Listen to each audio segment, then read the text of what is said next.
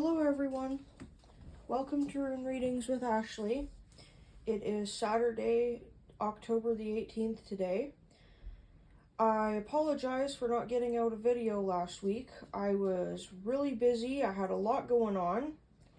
I actually took an extra day off work last week to go be with my husband, and we ended up camping in the woods for a night. Mr. Mel, watch your tail, honey. I don't want you to get your tail caught on fire. My cute black cat has decided to join us for a reading tonight.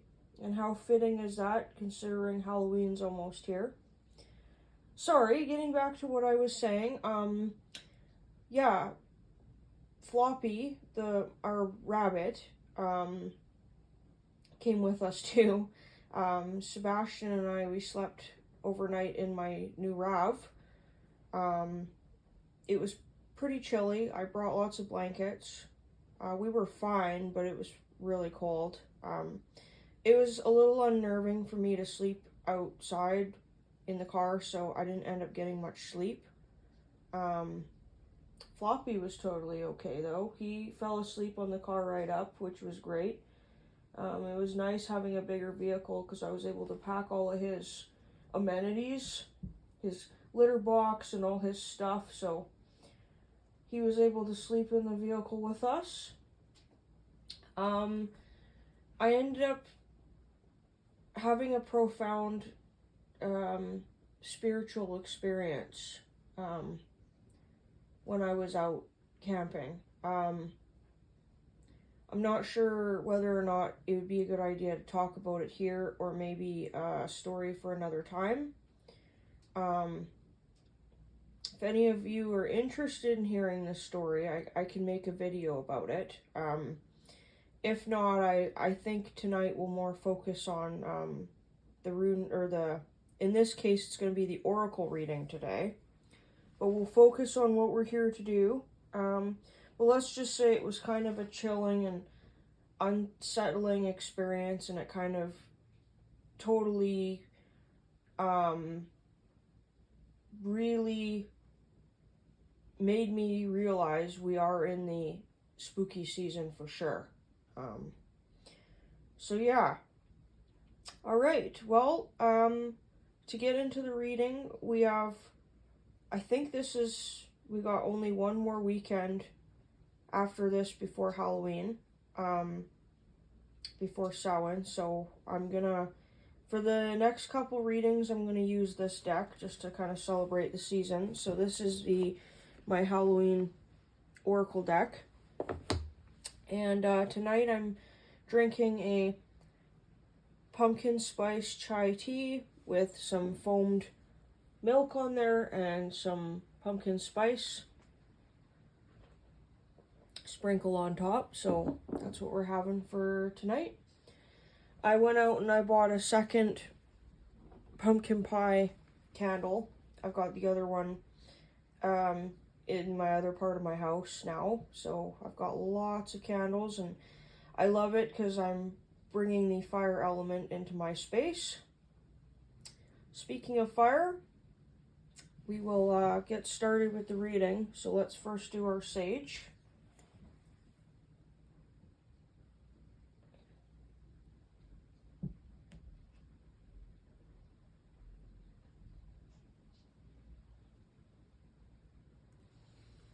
Okay, our sage is lit. I affirmate that there be no negativity or unwanted energy contained here within. I invite deities, ancestors, spirit guides, angels, ETs, any benevolent beings that would like to speak with us to enter this reading, and I only wish to connect with those for the greatest good. Okay, so let's take these out of the box. Put the book over here.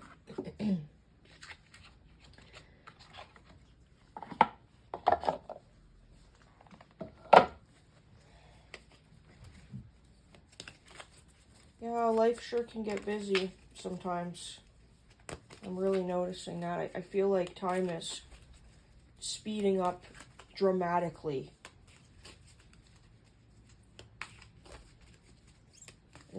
especially in the last little while. I feel like time is just, it's accelerating at an alarming rate, and I feel like the faster it goes and the less I can get done in a day. Can you guys see everything okay? Maybe just tilt that just slightly.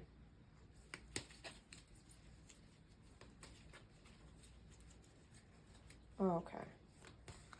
Alright, so I'm going to lay these out.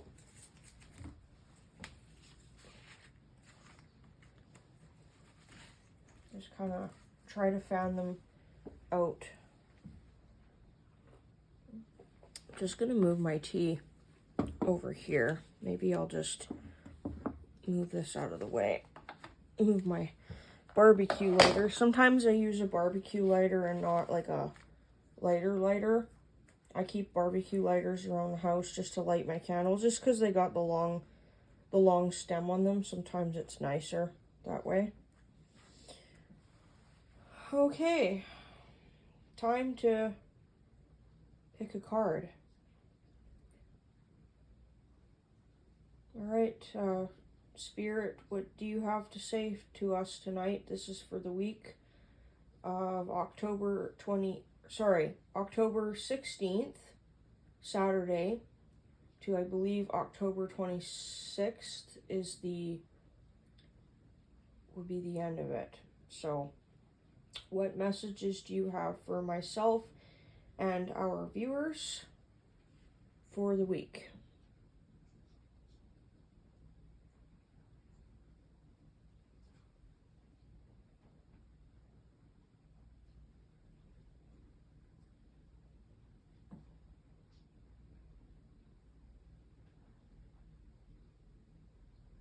Definitely not in that direction.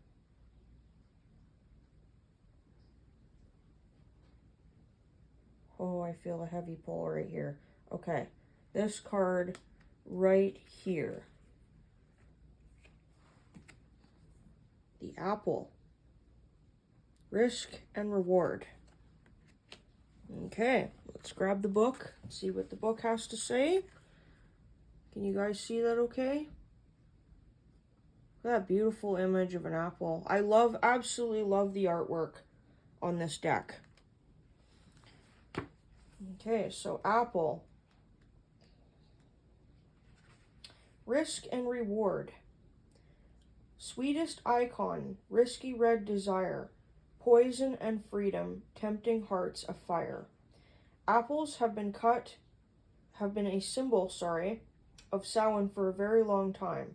Apples, when cut in half, have a seed pattern that looks like a pentagram, so the Celts had the fruit to be sacred. Bobbing for apples, a game traditionally played at Halloween, has its origins in the Samhain festival and is one of the oldest association with the celebration. Just a side note here, in case you all aren't familiar, Samhain, spelt Samhain. I mean, by looking at it, you'd probably want to say Samhain, but Samhain was how it was pronounced. That is the Celtic fire festival, and it's basically it's the witch's new year. It's a time of death, but also rebirth, as we say goodbye to our son. Yeah, if you want more information or you want to look that up on Google, it's spelled Samhain, Samhain. So the traditional way to play is to place 3 or 13 apples into a barrel of water, and the game is to try to bite an apple while it floats and bobs in the water. Hands may not be used, and people often compete with each other, bobbing at the same time. It is believed that the Romans brought this custom to Britain, and there are quite a few images recording through art of this activity in both cultures. It was said that unmarried women who placed the apple they had bobbed under their pillow would dream of their future husband. In Newfoundland, some parts of Ireland even today Halloween is called Snap Apple Night. Candy apples, apple on a stick, covered in toffee, although not quite as popular now as they once were in Halloween fare, are now making a comeback as fun and simple treat to prepare on the night. Apples have been an iconic part of mythos from ancient times to modern. The story of the poison apple in Snow White, to the Roman goddesses Pomona's apple tree, to the Christians' tempting fruit in the Garden of Eden. Should you receive this apple in your reading, it is time to look out how risk plays out in your life. Are you hedging your bets and not trying anything new? Do you want change but are not willing to risk to change anything? Are you willing to risk to get a greater reward, or alternatively, are you risking too much too often? Okay. Well, you know what's really interesting? Before I did this reading tonight, I was actually going to change up our beverage. Instead of a hot tea, I was actually going to have a cold glass of non-alcoholic apple cider, which is, so what I've been doing for a drink that I enjoy lately, if I want to make it alcoholic, is I've been taking that, here where we live, we have a local, I guess, I don't know what it is, like a local farm that makes this pumpkin wine, and it's called the Mad Pumpkin, and it's a really nice spiced wine. So I've been drinking this pumpkin wine, and it's got a beautiful, robust fall flavor. I ended up mixing that with my cold apple cider over some ice, and oh my goodness, is it ever delicious. A lot of sugar, though. I actually was watering it down, too, with the cider in it, because it's just like, whoa. But, yeah, really good. So apples are kind of one of those fruits. Apples are actually my favorite fruit. I eat apples all the time. They're like a staple in my diet. I have to have apples. I remember when I was on keto and I didn't eat apples for a long time. I really missed them. So one thing we can take away from this is, you know, if we follow the story of Snow White, the old hag was offering her this apple, which was the queen in disguise, who was trying to deceive her into basically, she wanted to kill Snow White with the poisoned apple. I hope I don't get censored for that. By saying that, I should almost say unalive Snow White. Well, the censorship nowadays on the internet about what we say, but Snow White was willing to risk everything. I think she had a feeling in the pit of her stomach. Like, Grumpy had already warned her. I don't know if, at least in the Disney version, Grumpy had already warned her not to take anything from the old hag, and don't let her in the house. Lo and behold, she does it anyway, because of the kindness of her heart. That's just who Snow White is. She sees this old lady, and she's like, knows that she has to lend a hand to this elder, because that's just who Snow White is. She's kind, she's gentle, and she's pure of heart. Snow White, by biting into that apple, she risks it all because she truly believes that what the old hag was telling her is true about it being a magic wishing apple, and that she will be led to her heart's desire if she bites into this apple. So in doing so, she takes the risk, and she risks it all for love, basically. And at the end of it, it's like, you know, she basically, I'm wondering if the entire story of Snow White is actually a metaphor, because she dies, she sacrifices herself for love,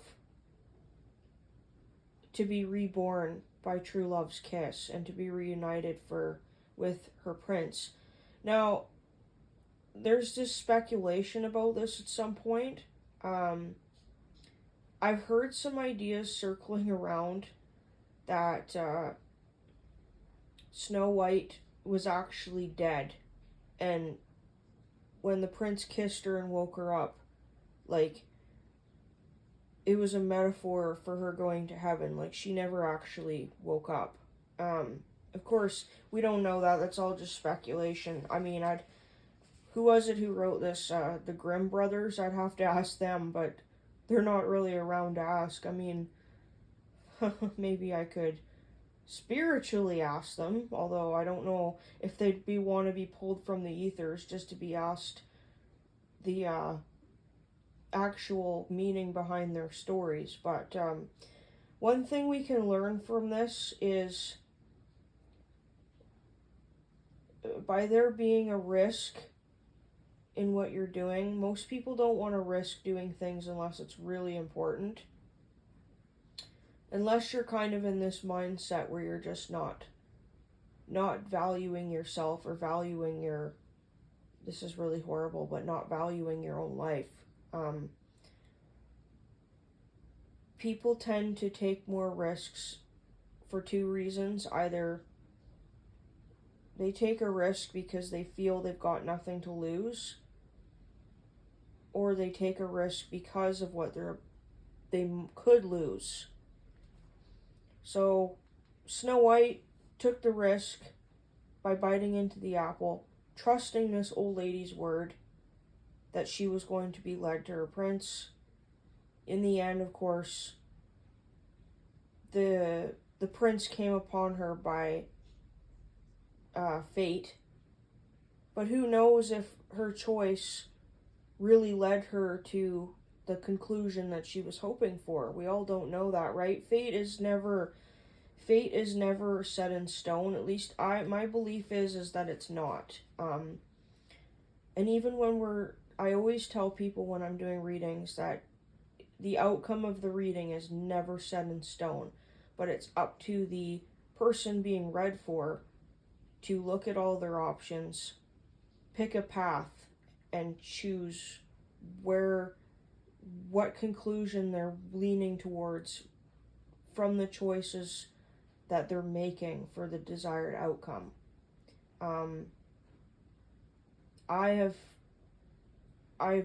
There's certain things in life where I really truly do wonder, like, is there certain things in life that are meant to happen to us no matter what, regardless of what choices we make in our life? But is there certain things in life that happen to us because we choose for them to happen to us? I think both exist, but this is all about life, and this is why I think this is truly our first, we have each person, let me get this straight. Each and every person has a purpose why they've been incarnated onto this planet. And this is my belief. I could totally be wrong, and you don't have to agree with me, or not obligated to. But I really do truly feel that every one of us has a purpose, to which each person's purpose is. It's up to us somehow to find that out. But at the same time, I feel like ultimately everyone's life purpose is to find joy and happiness. And there's so many paths to take. How we get there, we don't know. It's just, every choice we make is like this humongous web, and it's all interconnected. So yeah, just basically be careful when taking risks. Take risks when you really want to, or feel like you have to, I guess. But just make sure if you're taking risks, you're doing it for the right reasons. And I highly discourage taking risks that will do anything to put people's safety in jeopardy. You know, and there's also another thing too I wanted to mention. There's certain activities in life or certain things, there's almost a thrill of taking a risk. Like, I don't know, one time I went to the exhibition near where I live, the Pacific National Exhibition, P&E, and there were these, I can't remember if it was motorcyclists or people on ATVs or if it was people just on regular like mountain bikes, cycling bikes, or BMX bikes, but there was people, I you know what, I think it was bicycles. I want to say that. And I say bicycles, I mean like BMX or bikes that are meant for doing tricks and stuff like that. But I've even been to different things where I have seen motorcyclists though, and ATVs. I think it's been more motorcycles, doing tricks and stunts and flips and that in the air. And the thing is, I want to make clear is these people are absolutely incredible with these things that they do. Absolutely incredible. And how they got to that point, obviously they've had to have some practice in doing tricks. How they got to that point, I have no idea. Did they make mistakes along the way? I'm sure they did, but obviously they didn't make the mistake where they paid for it with their life because they were there to do those tricks. So every single time they are doing what they're doing, performing these tricks on like ramps or jumps, like they're taking a humongous risk. Like they're playing with their life basically. I know it's fictional, but I'm just going to use the movie Ghost Rider with Nicolas Cage as a example. Him and his father were at the carnival. This is exactly what I'm talking about. Taking jumps on this course, and the risk for it was more important to them for the reward of, well, probably the money, also the crowd's reaction, also their personal satisfaction to be able to say, I can do these things, I'm skilled enough, I'm putting on entertainment for people.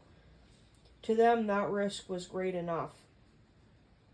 But, you know, one wrong move and you could die. So in life, analyze your life, find out where you're taking risks. Is it important enough for you to take the risk or not? And it could even just be small things like spending too much money or being frivolous or investing, how do I say this without getting censored? Investing yourself physically in a romantic physical relationship with too many people without using protection. There are risks, right? Like for one night of pleasure or many and not using protection, you're going to risk possibly getting an infection or there being a pregnancy or something like that. And of course, you have to outweigh the pros and the cons, right? There's many risks in life with things. And it's just up to us to be able to be adult enough to make those choices, and at the end of it, to be okay with the choice that we made.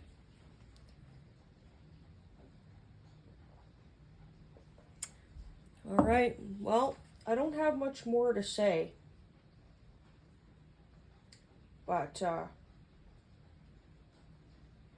apples are a very important fruit.